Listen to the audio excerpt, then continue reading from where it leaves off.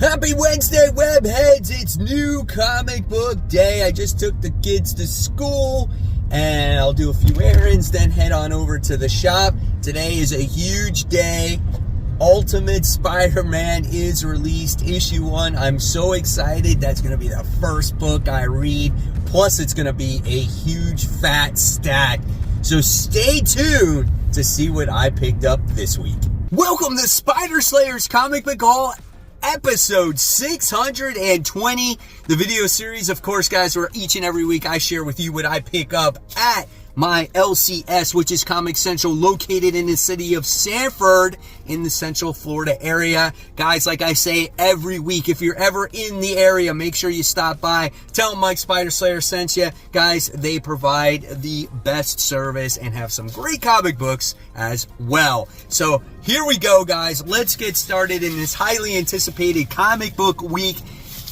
Here is the mysterious black bag. Inside are those comic books. Let's see what I get. Now, based off of what my New Year's resolution was, I basically broke that resolution, but there's going to be asterisks by it. I can still redeem myself. Here is the stack.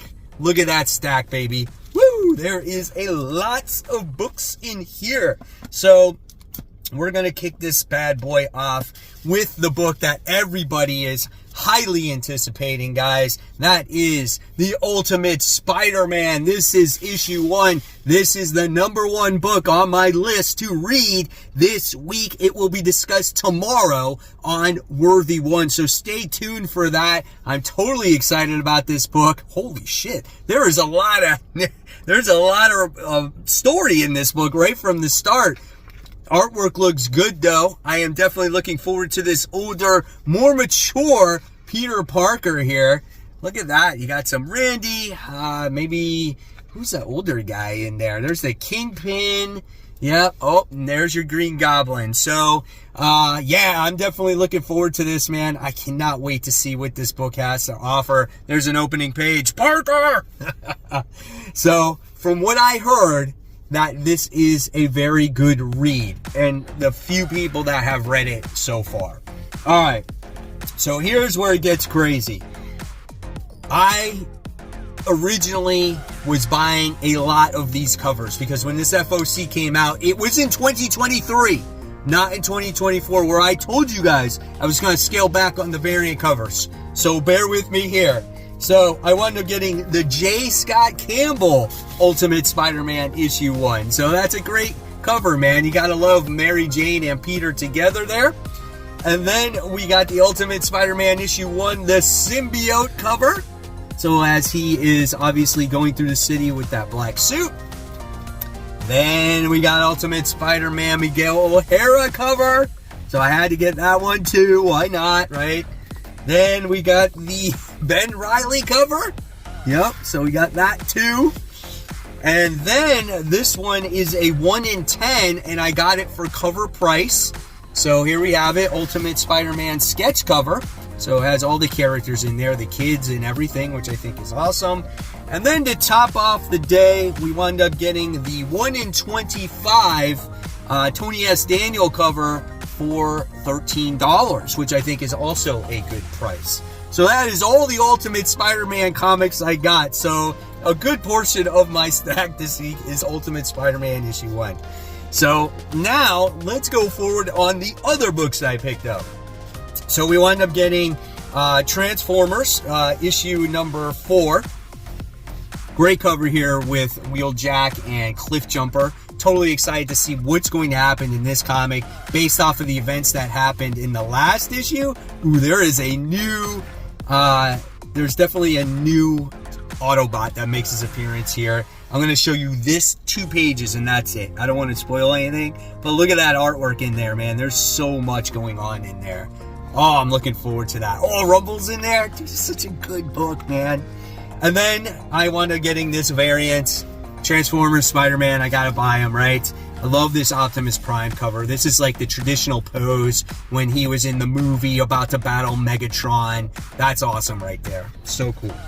All right, and then we go on to the Sacrificers. This is issue 6. Really great story of these gods that I don't know, like to kill, sacrifice children, and they drink their brain juice so they can get young again. Really good book here by Rick Remender. The child of the gods finds out what's going on. So I'm definitely looking forward to this next issue. All right. Then we have issue 3 of Blood Commandment. Really cool book, man, about this guy who's protecting his son, who's like this vampire. His wife died of cancer. Pretty sad story, very dark. Really like it though, really enjoy it. Great facial features in here. A phenomenal read. And then we move on to some DC, and then we have Superman Action Comics issue 1051? Yeah, 51. So this is where we have now a whole book with one writer on it. So I think that's pretty cool, as we have Jason Aaron that writes this bizarro story.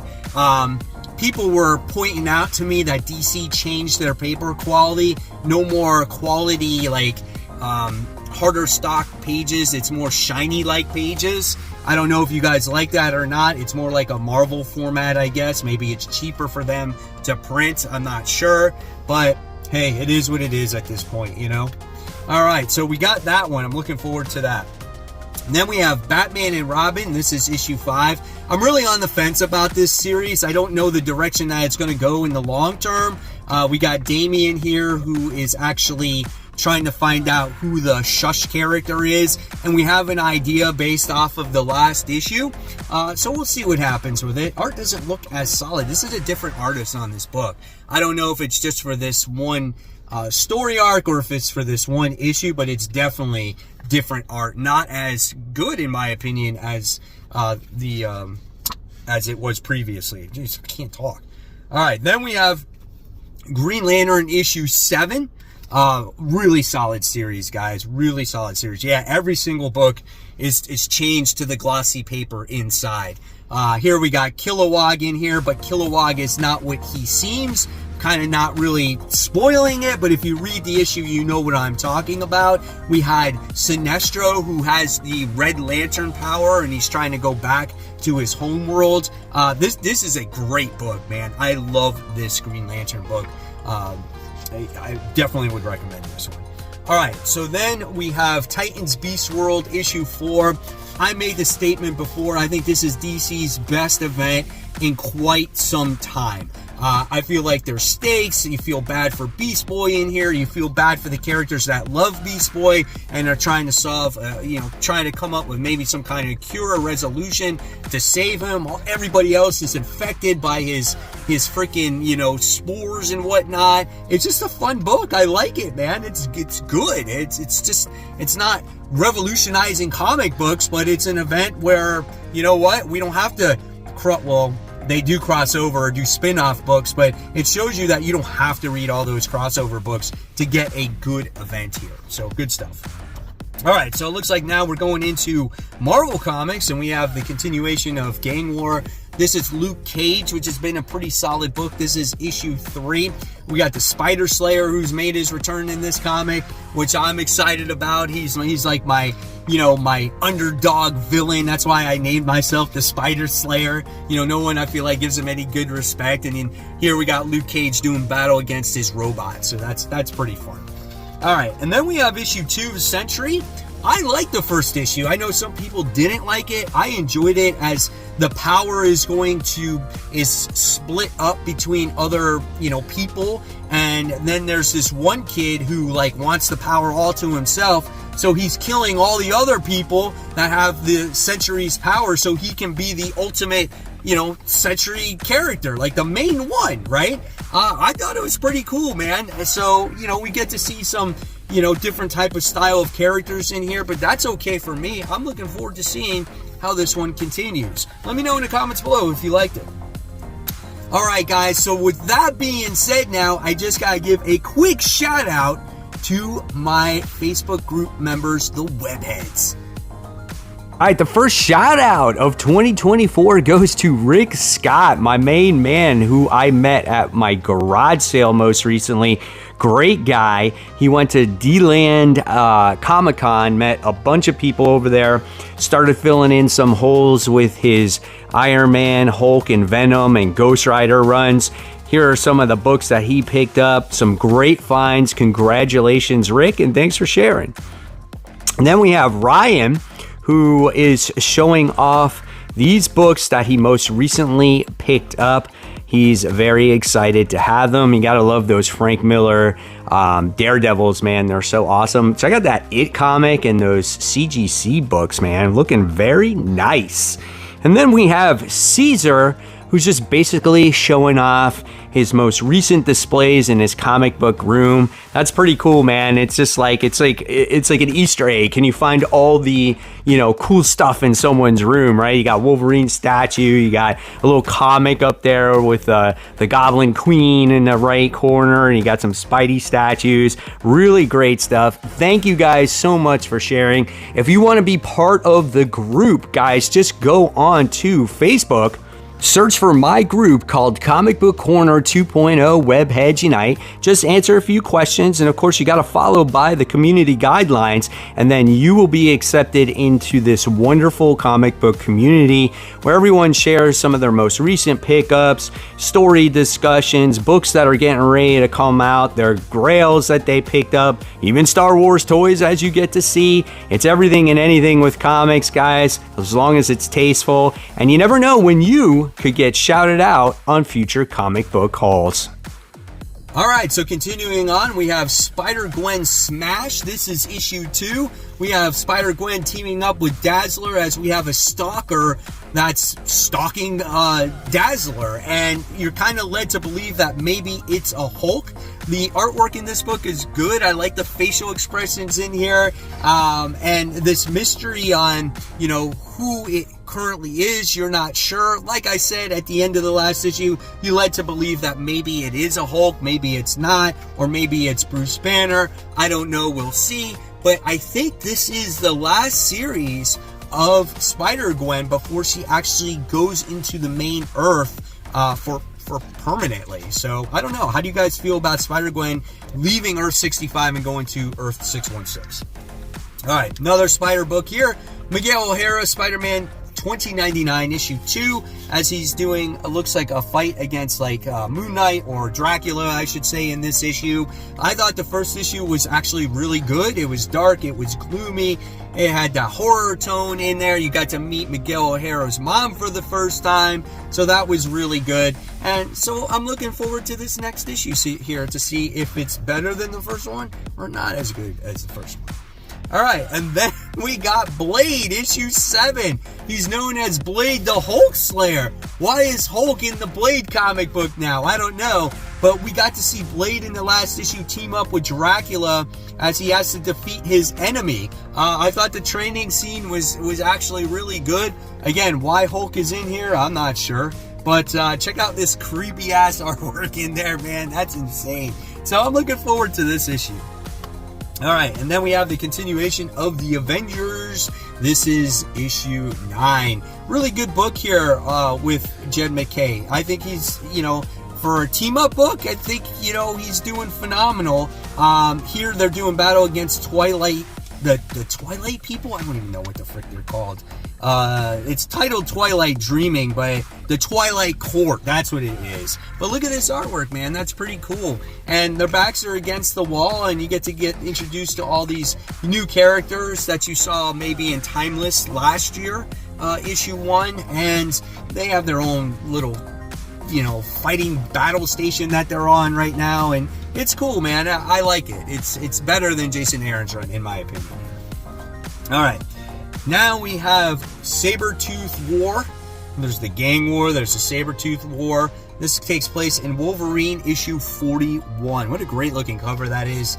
I'm just interested to see what Benjamin Percy has to write here with Wolverine and Sabretooth. That's really what it is. I picked up Wolverine. I put it on my pull list already like 4 months ago just to see how this all leads into everything, right? And this does have that Fall of X banner on there, so this does tie into a little bit of everything that's going on. Looking forward to it. And if you guys weren't sure, check this out.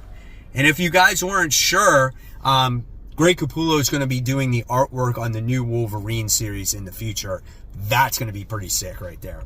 All right, and then we go on to Gang War Daredevil issue 2. So Gang War Daredevil issue 1 was a pretty solid series. The artwork in the book is insane. Look at all this fighting. Now you got both Daredevils in there. So yeah, I'm looking forward to this next issue. I'll have to read the synopsis to remember exactly what happened in the last issue. But when you see all this fighting, oh my gosh, it's just insane, and it's gory and it's bloody. And we got an X-23 clone in there as well that's being brought back in this comic.